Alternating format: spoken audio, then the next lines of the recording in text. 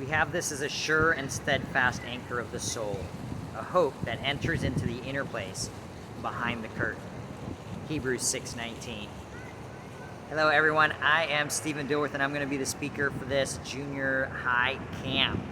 I am currently in Portland, Oregon, where we host urban missions trips, and we are doing one right now for a group that has come all the way from Kansas to serve our vulnerable population, houseless, as well as kids and families in high crime areas and kind of low resource pieces. So I will not be joining you for the leader team meeting. As soon as we get this urban missions trip sent on their way, and they'll end Saturday afternoon, I will be driving straight up to camp to join you.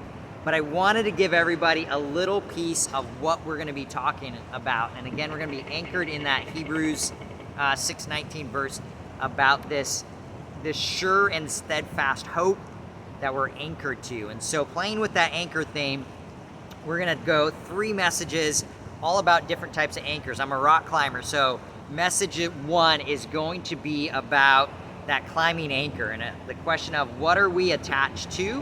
What are we anchored to? And then in rock climbing, you usually, through the anchors, you're attached to somebody else that we call a belay partner. So not only what are you attached to, but who are you attached with is going to be the message and the theme around that first night. The second night is going to be talking about a sea anchor. And typically when your big ships are way out at sea, their anchors don't hit the bottom. But when there's a storm and they're being blown around, they will let out a sea anchor, which helps to just capture water in basically this big like plastic sack. And it keeps you in a storm from being blown around too much. It doesn't prevent you from the impact of the storm, but it keeps you from being blown too far off course or lost.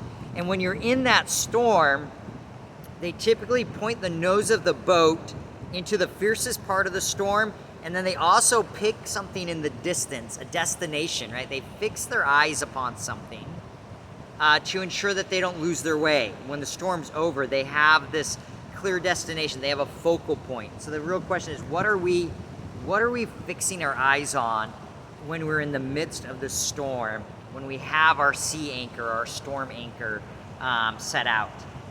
The third day, we're going to be talking about in the building community. I used to build houses on the side too.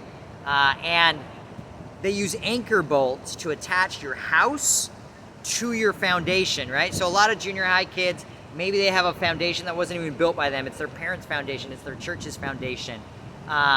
And you can build this beautiful house on the foundation, right? Your hopes, your dreams, your aspirations.